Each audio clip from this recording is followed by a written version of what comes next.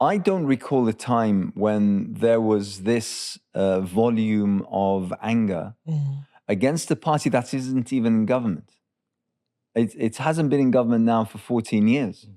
Yet, you can almost touch the anger. It's so... You don't think... I mean, not quite the same, but the Iraq War after... No. I think there was quite a... There was a lot of anger, but firstly... Look, there was no social media. True. But they were in government as well. Yeah, but social media, I think, has been a defining sort of... It's a huge factor. There's no... But by the way, after the Iraq War, when we all assumed that this was bound to bring down the Blair government, it didn't. It didn't. They won the election after that. But what we have seen in the local elections that have just gone by is a resentment of the mere suggestion that, you know what, Sadiq Khan, the mayor of London, okay, he's not perfect, he's not good on many issues, but, the alternative is basically the racist Susan Hall from the Conservatives. There was a level of anger and a level of protest that I personally got. How dare you? How dare you? How dare you ask us to vote for Labour? And that is something that I don't think I've seen or paid attention to or noticed. I don't know what it is. Why? How do you explain it? Yeah, I've never seen this before either. Generally, if you're in government, you're unpopular and people want an alternative. And what we're seeing now is that people think, well, is it the least evil? Am I voting for the least evil? And even then, people are saying, I cannot bring myself to vote Labour. And that's unheard of. And I think it is because there's so little difference between them now, isn't there? I agree. I've never seen it like this before. It could be because over the course of the past year, 2 years, every single poll has predicted that there's going to be a landslide in favor of Labour. And people are so adamant not to make this a coronation to Keir Starmer, particularly after what he said in the first few days after 7th of October.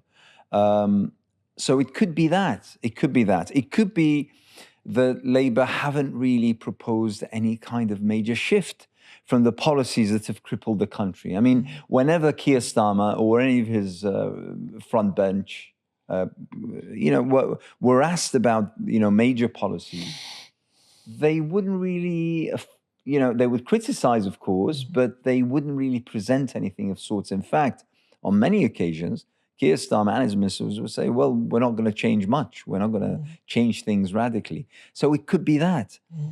Is it Gaza? Is it... Look, Gaza changed everything.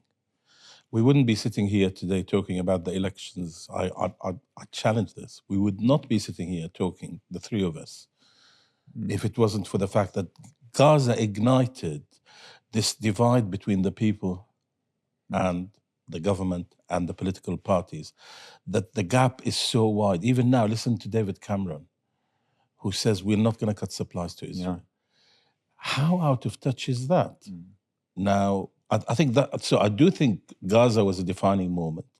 The brutality that people show is, that Israel showed, is why people continue to be. Why didn't it die down after a week or two, a month or whatever? They just, every day they get out. I mean, yesterday when they start talking about hitting this Jabalia and so on, even more people are saying, what the hell? They'd finished there, hadn't they? What have they gone back for? Why are we going back? And they're telling people from Jabalia to move south. Exactly. So I think that's a defining moment that elevated the question of what is our political system about? It has changed things. We haven't started recording yet, have we? We have. Have we? Yeah, absolutely. Okay. Oh, we haven't started yet. Oh, we have. We have. Yeah. No. What you're describing is precisely what I also sense in America. I mean, because, again, people are asking themselves, people are posing the question, what does our democracy, what does our political system mean when, after all of this, after a year-long, at least a year-long campaigning, and I don't know how many primaries, I don't know how many hundreds of millions of dollars thrown into the bucket, and then we end up with one who's pathetic and one who's even worse. I mean, it just doesn't make sense. And people, for some reason, and you're right, I think, when you say that Gaza is a defining moment, I think it's defining in the sense not only in itself, as horrific as it is, but it's also allowed people to think about their own realities, about the efficacy and the morality of their own governments.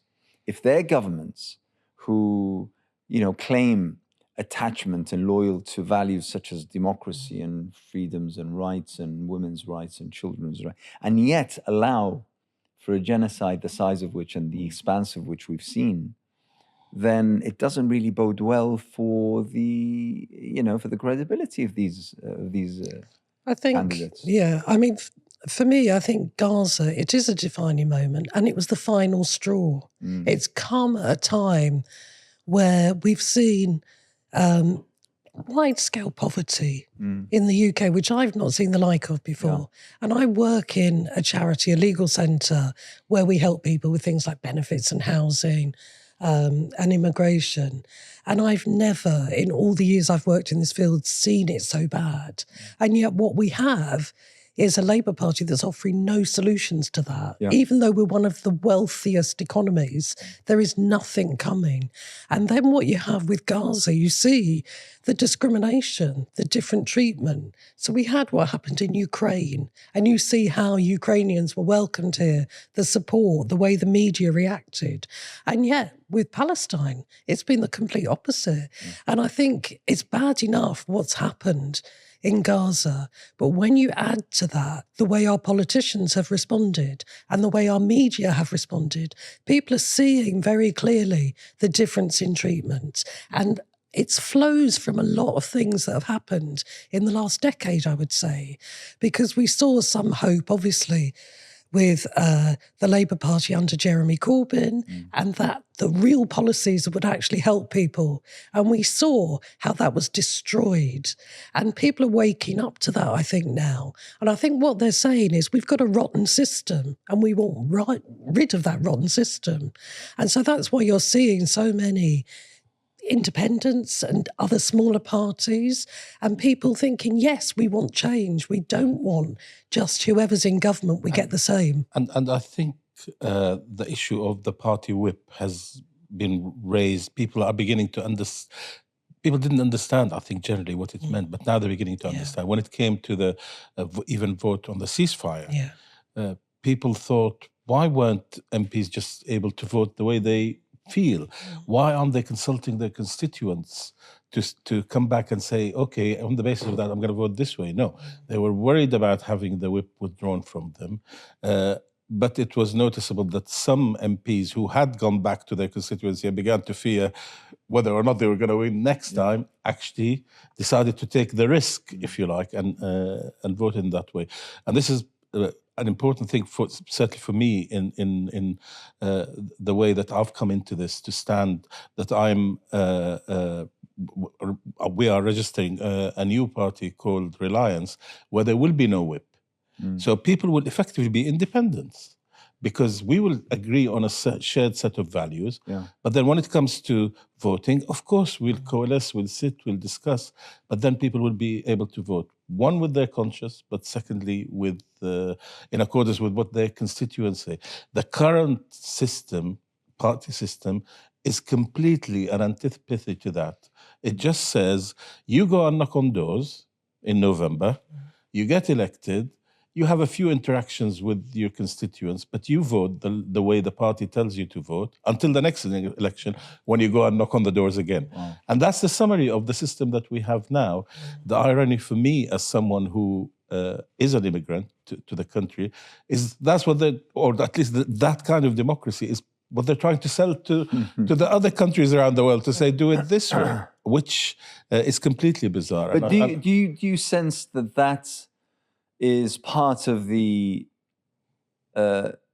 wave of awareness that all of a sudden has become on people, all of a sudden realizing that, for instance, in the case of Palestine, hang on, it's been going on now for 76 years, that, hang on, there's something called occupation, there's something called Zionism, there's something called BDS. All of a sudden people are... So do you think that amongst the things that people all of a sudden are asking about is the nature, the essence of how the political system is built. Yeah, I think we all used to refer to something called the establishment. And some people would not really appreciate what we meant by that.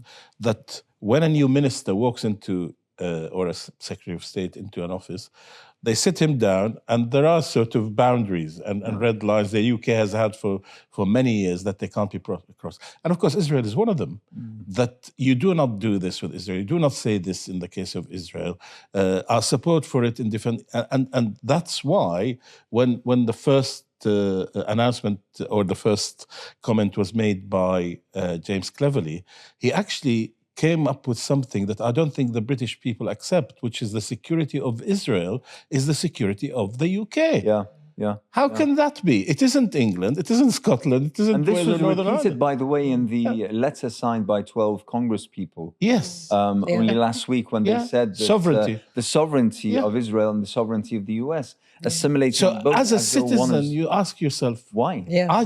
I don't agree with that. Yeah. Who else does? And they look around and they found actually most people don't. So this is the clique, if you like, the establishment that rules, that actually decide things without consultation with the voters, really. I mean, during the election, they come up with a manifesto. How many things do they renege on?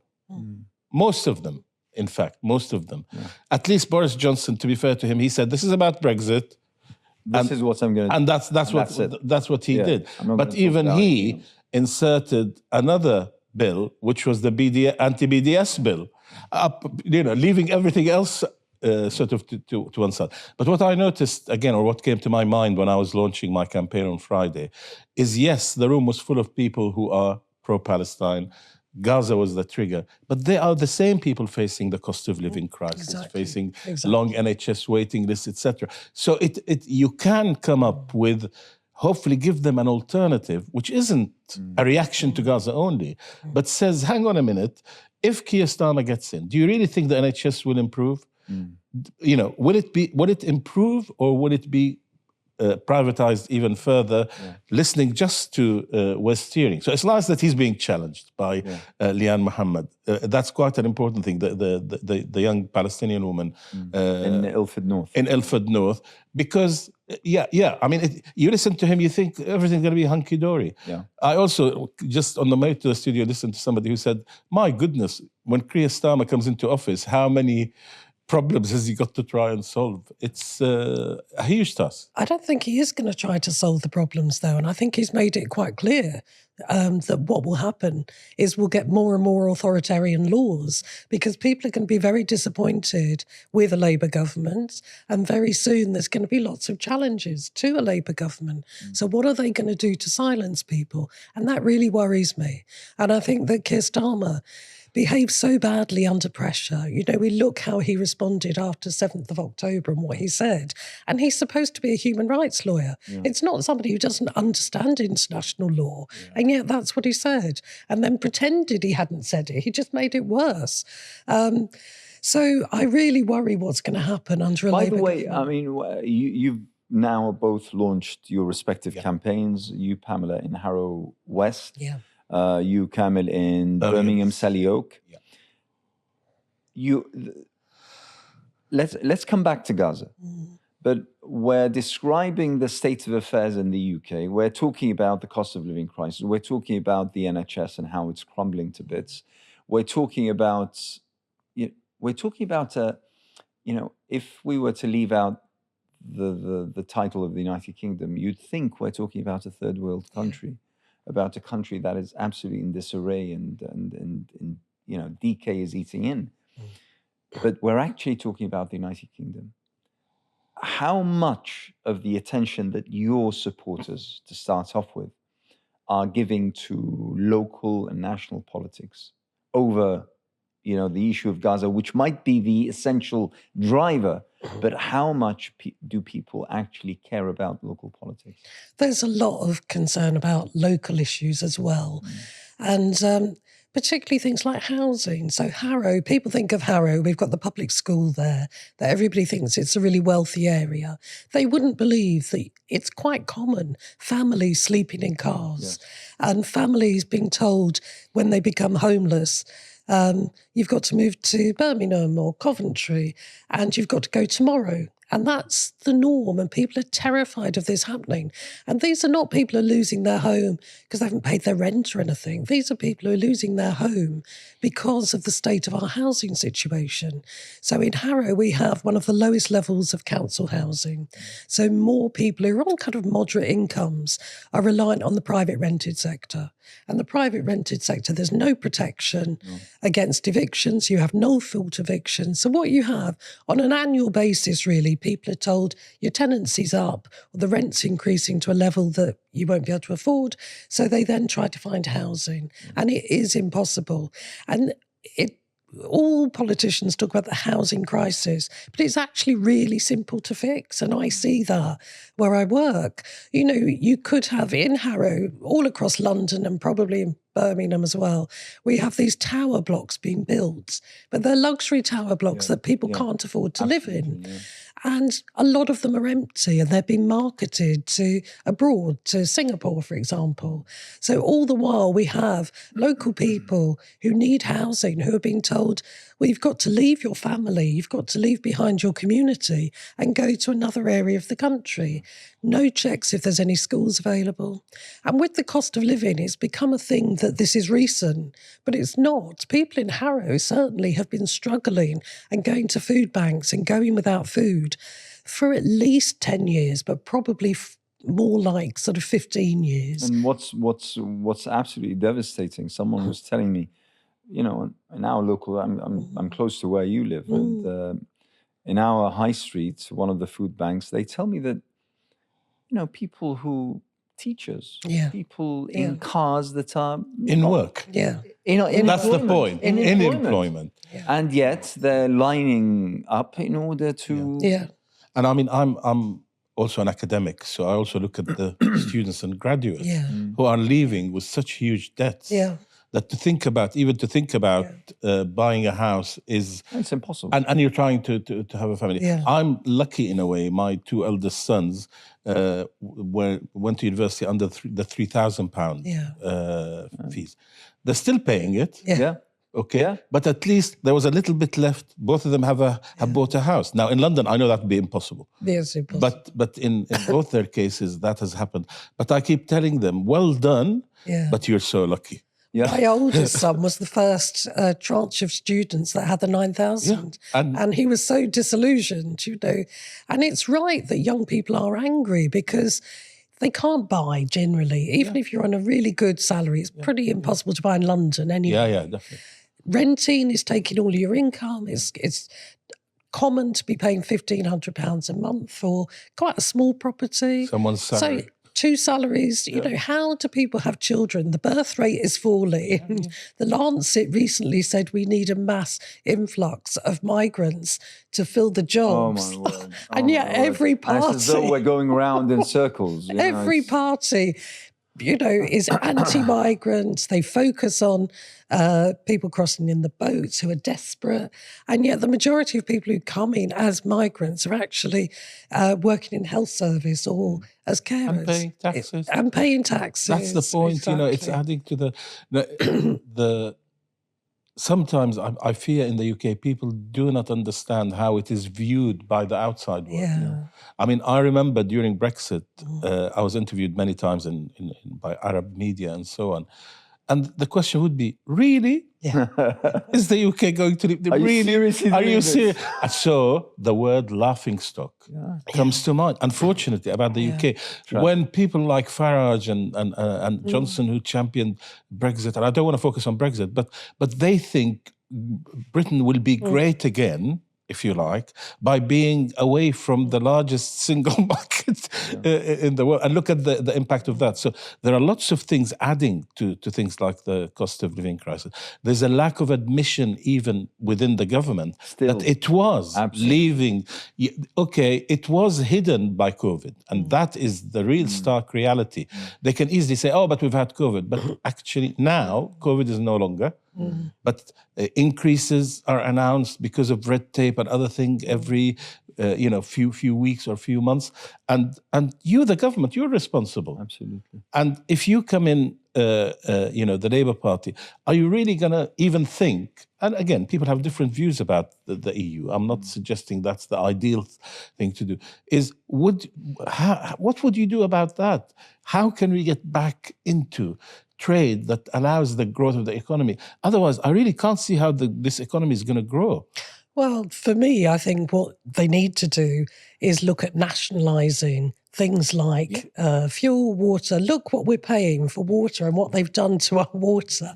People are making obscene levels of profit, and yet we have such poverty in the UK. So they need to think about doing that. Nationalisation, but Labour won't touch that. I know. It's just appalling. You think about rent controls they could introduce, so that would immediately deal with the housing problem.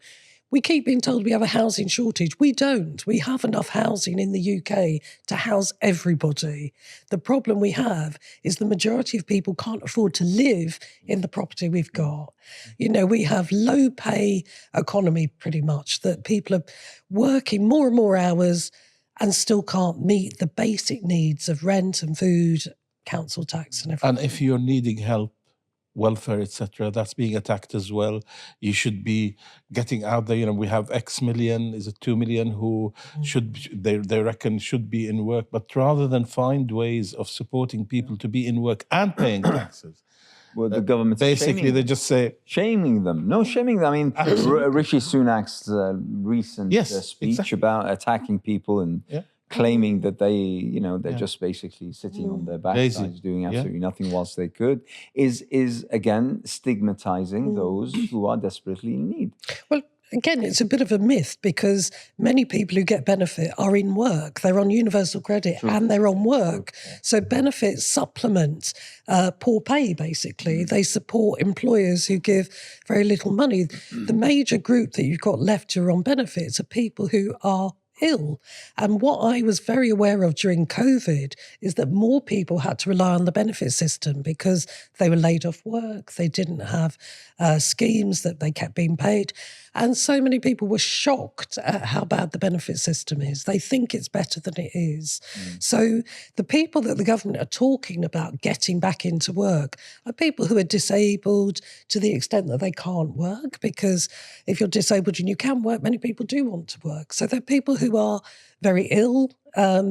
And the reality is, and I see this in my job, is not that they'll get a job because nobody will employ them. The reality is they have their benefit taken away. Yeah. And I see people then, who are really seriously ill, have gone through the work capability assessment, for example, introduced by a Labour government, I might add, who've had their benefit taken away because they say you're fit to work, but they can't get a job. So they're left with no money whatsoever. And we've seen examples of people who have died as a result of that in a modern... I mean, the fact that people every single winter have to choose between either staying warm or eating is in itself a disgrace. Yeah. But also, I mean, and we can talk about literally every single public sector we have. I mean, we're talking about education and schools, the state of schools, the state of education. The fact that many children,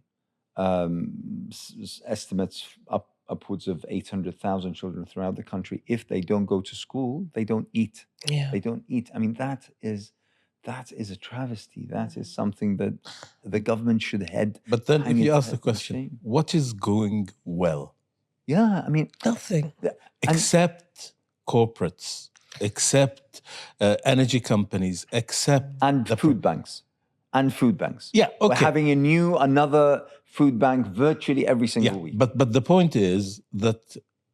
And there isn't sufficient attention being given to the fact that, yes, wealth taxes should be considered, that there isn't enough taxation being paid by companies. So they avoid a lot of it anyway, but they should be contributed. Because you've got to think about, look, we can want, and it's important, good services, good NHS and so on. And it is right to ask, where will the money come from?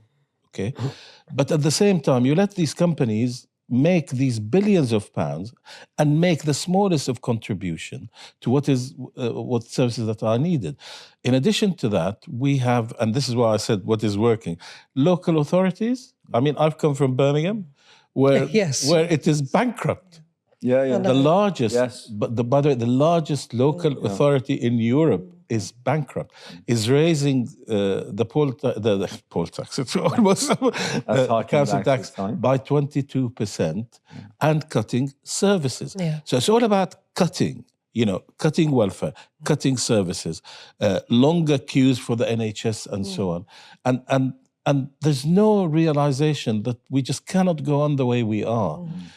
We can also talk about what happened during COVID and the VIP queues and the if you like, real corruption, because it's been shown to be that. So there's a lot that needs to be fixed. Can the current two-party system deal with that? We have someone who is the leader of the Labour Party who made 10 pledges, has reneged on them. Then we come to the environment. So again, looking ahead, there's the today cost of living expenses, looking at the environment. At the stroke of a pen, 47 billion, we're not going to commit to that. So there are no solutions being offered by the two parties. And if you ask, what do they stand for? The Conservatives will say, we stand for low taxation. Really? What is the level of taxation now? It's the highest it's been. The Labour Party, what do you stand for? I think there is a pause. Yeah. Because it's difficult to know exactly. It isn't the workers full stop. Yeah. And so what do they stand for? But then what happens is, at the voting booth, somebody goes in who's always voted Labour or has always voted Conservative. The temptation, if they go on, is either whether to vote or not, but then if they vote, okay, Labour, and they leave. Yeah. And I think some of that happened even in the local elections, in the mayoral elections in Birmingham. I mean, we did have a Labour candidate win that when, again, the trend you would have expected would be that the votes would go away. And they did lose a lot of votes to an independent candidate, and that's another story. But that did happen. So there is, for people to then say, how do I vote? And then in this country, this is important, the question of independence is not one that has a successful track record for them to feel we should. But I think this is the moment when that can change. If a number of independents are returned who share the same values, who will speak with one another, whether it's under a particular party that's forming like Reliance or whether it's as independent, at least we'll be able to think for ourselves and with our communities and take that to Parliament, unlike what happens now, where, as going back to the beginning, where the whip says, this is what the leadership has judged is the way to vote, you vote that way or you're suspended. I don't think I've heard the phrase broken Britain as much as I have over the course of the past year. Yeah. It seems to be, something that people see, they experience, they witness for themselves. I had a friend who visited the UK last year for the first time since he finished his PhD studies about 9-10 years ago. And when he, the first day when I saw him, he said, what's going on? I mean, the country seems like it's been through the wars. Why is this? What's happening? And so people are seeing seeing something wrong. But the problem is obviously, I mean, particularly you two, you're going to have to deal with people's issues on a daily level. For instance, I mean, waiting times for the NHS, for an appointment, for a scan, to be seen by, for an emergency, is the waiting times is ridiculous. Our local hospital, Northwick Hospital, one of the largest catchment areas that a hospital needs to deal with. I mean, the staff, you go every time and you see them worked off their feet. And yet outside you see the ambulances lining up, waiting for their turn in order so that they deliver the patients in the back of the... And it's just... But with that, I mean, the issue of pay as well. So again, we all clapped the NHS workers. Every Thursday. Why? Because of the brilliant job they were doing. Yeah. So when it comes to paying them a fair I mean, they're not asking to be paid £200,000 a year, are they? They're just asking for a sufficient pay rise to be able to, not to have to go to food banks and what have you. Junior doctors, look at the state that sector is in. I mean, it sort of fairly quickly came upon us how poorly paid they are.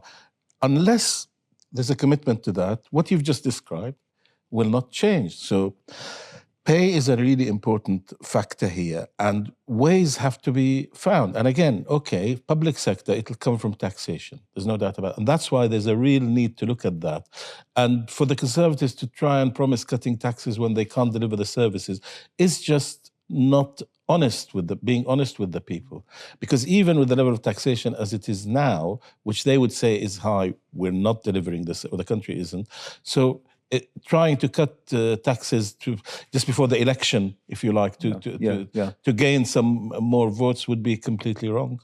Yeah, just going back to Broken Britain, I think it's really important. Politicians try to sort of pretend that we're here by accident, but we're not. The reason we're broken are because of decisions that politicians have made.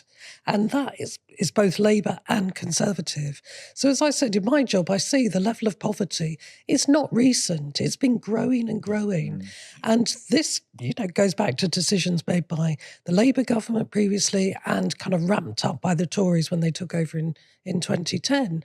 But, refugees coming here. Why are refugees coming here? Yeah. The kind of actions of the UK, of America, of all of these, that's why we have refugees. And then we say, well, they're coming here to take jobs. If you look at the countries they're coming from, they are coming because they're fleeing war and persecution. And yet what we've got is a complicit media. If we didn't have the media behaving in the way that they do, I think people's eyes would have been opened a lot sooner. But now people are waking up to this because they see their own daily lives are affected, whether it's housing, whether it's their job. So yes, we can give a pay rise. I think a pay rise for all, not just doctors and nurses.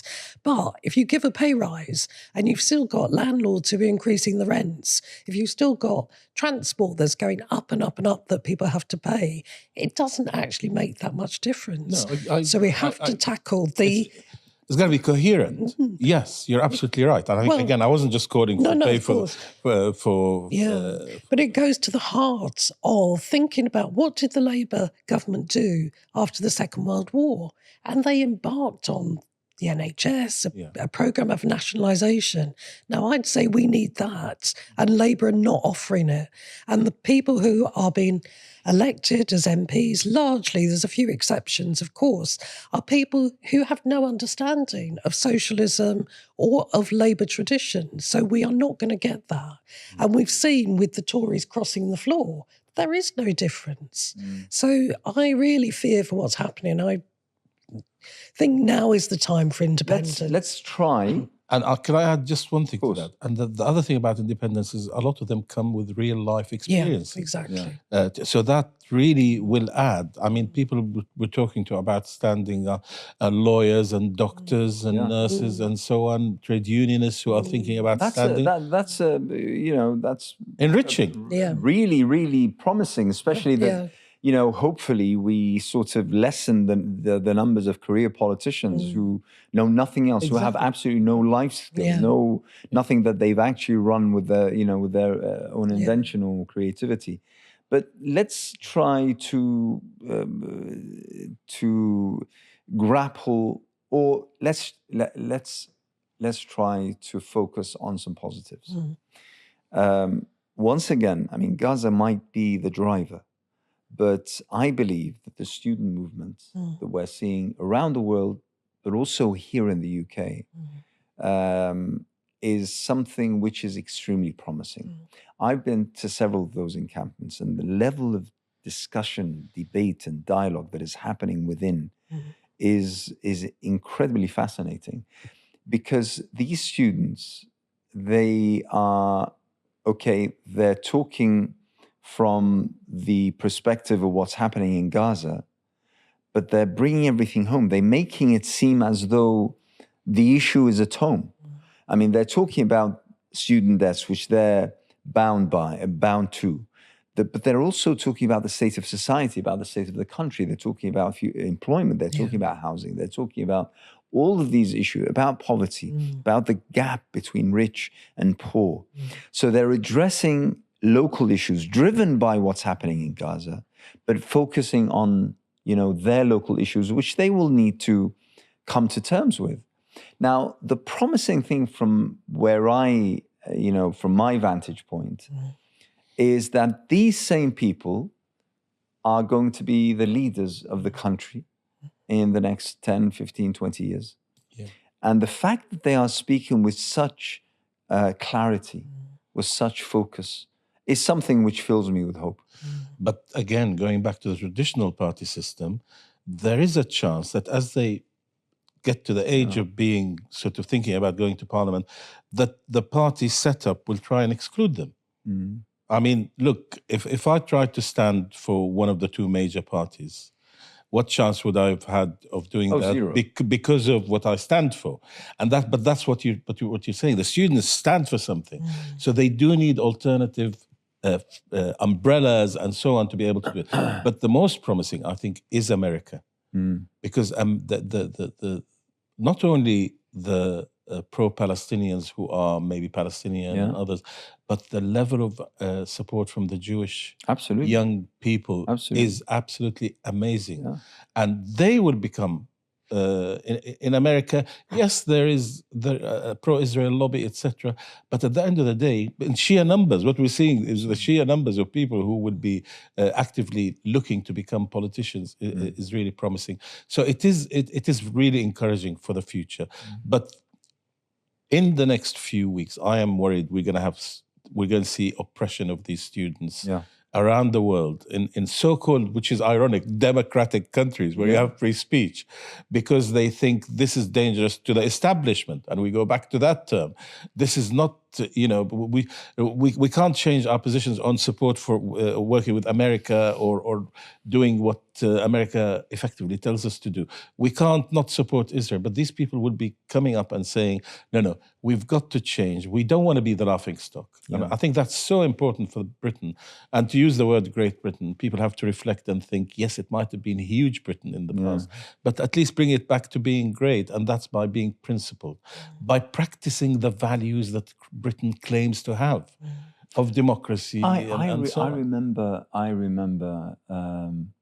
our former Foreign Secretary, Robin Cook. Oh, yeah. Robin Cook in the 90s spoke of something which at the time I recall was totally lambasted by the mainstream media. He spoke of ethical foreign policy. And since then, we've never, ever heard that term again. It was as though it was almost blasphemy. Yeah. I mean, how on earth could you speak of something called ethical foreign policy? It's got to be based on interest. Yeah, but that's the thing. Can you imagine, under Blair, you had people like Robin Cook in the cabinet. That would never happen now. People would not be allowed, they'd be suspended for kind of saying things like that. But I do agree, the young people are inspiring, actually. And for me, a lot of them, so my sons, they inspire me. They're very kind of determined to change things.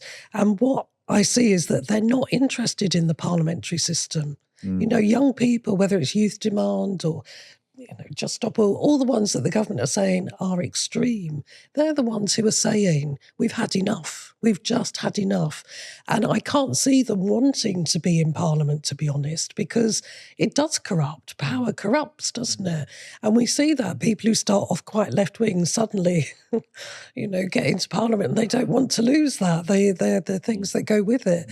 So I do have hope for kind of what's coming with young people and agree that there's probably going to be a clampdown very soon. But we've just got to kind of push through that. And that's why I've seen, young people who are willing to go to prison for their beliefs. Yeah. I didn't see that for a long time. During the Blair years, we had very little of that. What we're seeing in America is absolutely flabbergasting. I mean, the fact that people are willing to be dismissed from their universities, for which they pay tens of thousands of dollars every single year. Not to get a job afterwards. Absolutely. And for staff members to side by the students and get arrested and get mauled by the police. It's honestly, it's tragic, but at the same time, it sort of invokes memories of when people rose, when people, because, there is a theory, and it's not something that I'm encouraging or calling for, but it's a theory that no real change will happen unless people feel personally attacked. And what we're seeing today is people being personally attacked. Yeah. It's interesting what you said about they don't want to go to parliament. And that is very much along the, and I'll use peaceful revolution as being called for by people. And it's interesting that amongst the Palestinian youngsters, not connected with America or whatever, they also are not interested in reforming the PLO. They're not interested in, they want a revolution, a peaceful one, but they say, we can't just negotiate with Israel forever. We can't have someone in the Muqata'a in Ramallah for another 30 years.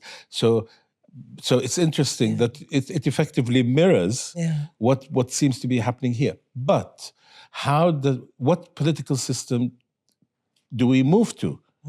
Because at the moment, it is a parliamentary democracy. So what do you move to? Certainly more discussion at community levels is really, really important. So we held Reliance and a group called Assemble. We held an all-day conference on Sunday, where the discussion was very much about that you want assemblies, effectively, local assemblies, to be bringing people together to raise their issues, who might then select independent candidates or candidates that they choose. But then after they're elected, these assemblies continue, so that person has a reference to go back to. And then you get to the point where there's real representation. It isn't the traditional parliament that we have now. But there has to be a move towards that. Otherwise, if we're still around in 30 years' time, we'll come back and see that the same thing is just being regurgitated because the establishment has won. There has to be accountability of our politicians, doesn't there? And there's very little. I mean, so often I get from people, I'll say they've got an issue and I'll say, well, contact your local councillor. They never get a response. Same with MPs. So, until the election comes and then they're knocking on doors saying, give me your vote. Or they'll turn up for a photo opportunity and then go away. And in Harrow, there was a Labour council for many years and Labour lost the council in 2022. And I think that was a sign. It bucked the trend in London, certainly. But it was a sign that people had just fed up. And, to allow the Tories in at this time is incredible, really, given how bad they are. But it kind of boils down to, I think, that in Harrow there was always the stalwarts of the Labour Party who kept the machine going. And so many of them, and I wouldn't even describe them as particularly being on the left, just decent people, have abandoned Labour because they've been so disgusted by what's happened over the last kind of 7 years, really. So if that's reflected in a general election, no matter what the polls are saying, if you haven't got the people on the ground in the community doing the work for you, then they're going to struggle, I think. We seem to have a lack of political thinkers, of heavyweights. I recall a time when I was much younger, and despite the fact I might have, loathed the politics, but at least I would have recognized that these are people who are intellectuals, who are thinkers, who have written books, who have lectured at university. There is weight to what they do, albeit I might hate it, oppose it, or the such. Over the course of the past 10 years at least, I have noticed this dearth of political heavyweights, not just in this country, but around the world. I mean, across Europe, I think the last sort of respectable leader we had in Europe was Angela Merkel. But we have no one. And you look at America and you sigh with despair. What is going on? So is this contributing towards this sort of broken politics that we're facing, whether it be here in the UK, across Europe, in the United States? Is it that the young are not being inspired by anyone? I think the young themselves, I come across really good political thinkers, but they're not given the platform. So I don't know. I have hope that will be coming, really, and just listening to people from different groups. I agree. them, Yeah, I agree. It makes me reflect on my kind of thinking, and so I do have hope for that. It's just we have to tackle our media, which you're doing with this, I guess. Because it's so biased and it's so establishment, isn't it, that we don't get those young voices. We don't hear the concerns that the majority really of us. So, but we are, Gaza is absolutely horrendous, but some good must come of it. Yeah. And the good, I think, is that it has opened more people's eyes. Right. The way it's talked about is this is a Muslim problem, or it's Muslims that care about it. It's not. It's much wider than that. Ordinary decent people cannot bear what's going on. Correct. And so they are waking up to how biased the media is. They are waking up to how appalling most of our politicians are. And we're seeing those numbers on the streets virtually every single week, and we're seeing how widespread, expansive this disgust with the current ongoings of politics, whether it be national or international, is. And you spoke of the Jewish element within that protest, but every single segment of society, every age, every gender, every profession. So it's something that, as you put it, as tragic as it has been, but the sort of result or outcome, especially where we see it, our vantage points, it's been remarkable. I think they probably think, i.e. the current politicians, that just ride this out. Once the Gaza issue is in the background, there wouldn't be an issue. Please make it into the background, as in stop killing, Israel killing Palestinians, Absolutely. pour aid in, make sure there is rebuilding. And then, but to think that if this continues, it doesn't seem to be, there's no indication that this is going to stop. Even we could get, unfortunately, to the next general election with this still going on in some form, because Israel says we've finished everywhere. Oh dear, no, we haven't. We'll go back and kill some more people. But I think again, we wouldn't be sitting here if it wasn't for Gaza. So there are issues to do for the Palestinians, but again, the marches, and I think it was also the caliber of politician like Suella Braverman that made people think, hold on a minute, how do we elect these people? Exactly. Someone who is not prepared to go and experience the protests at the beginning, particularly, she could have walked through and just listened and so. But instead, she says these are hate marches and leans on the police to clamp down on people, to arrest them for chanting things that are twisted to devolve them of meaning. And I think also people have become really angered by the abuse of the term anti-Semitism. Because it is being abused terribly. When I came to this country and began to understand things, because I came from a different setup, I was told anti-Semitism is the hatred of Jews because they are Jews. And nobody can say that is not a horrible accusation to have, and anyone who is accused of that, but it's thrown around so easily. And including when they say that there is rising anti-Semitism on campuses, going back to the student encampments and so on. I mean, I've been to the one in Birmingham University where I am. The most peaceful you could get. True. It's not obstructing anyone from going about the business, but immediately. Why? Because maybe someone came and said Israel has been practicing apartheid. Well, it has. That's not anti-Semitic. It has been. And if you don't respect the human rights organizations that produce these reports, do we really only rely on Keir Starmer? And that was an important. He was asked directly. These organizations have found Israel to be practicing apartheid. Do you agree? No, I disagree. On what basis? They have evidence around there. And I mean, particularly Keir Starmer, I think by again reneging on the promises he made, I just want to win at any price. Any cost. And that, at any cost. And that is actually disgraceful, because you want to represent the United Kingdom. And you should be honest with people. They should elect you for your leadership ability. And you should have clear policies which are different to the government. So let me in very briefly, ask you about your respective campaigns. What are you focusing on? What are you telling people when people come up to you and they, complain of their situations, just like we've mentioned? What do you tell them as an independent candidate? What is it that you could promise them, if that's even on the table? What do you tell them? So what I tell them is, my background in Harrow, I've been kind of active in the community for a long time. And I set up a legal centre in Harrow 15 years ago, which is a charity to help people with all these issues. So I'm very aware. So I'm not just somebody who's going to talk to get elected. I actually do something about the problem. I was a councillor for 8 years as well in the area. So I was I think a very responsive councillor and would get things done then. So my main thing is that as an independent, I will work for the community rather than anything else. We've had the same MP there, Gareth Thomas, for 27 years, and things haven't got better. And he doesn't listen to the community.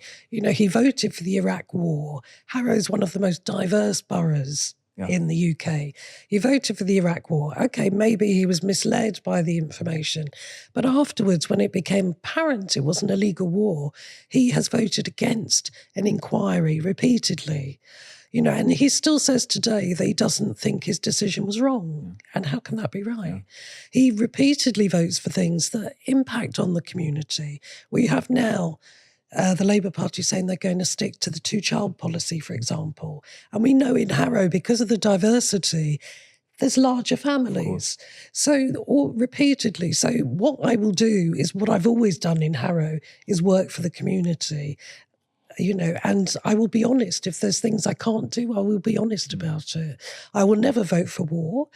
So it's mainly the kind of local issues, but you can't separate international issues if you're standing in Harrow, and probably similar to you, because the area is so diverse. People have family, they have fled war. It's intrinsic, really.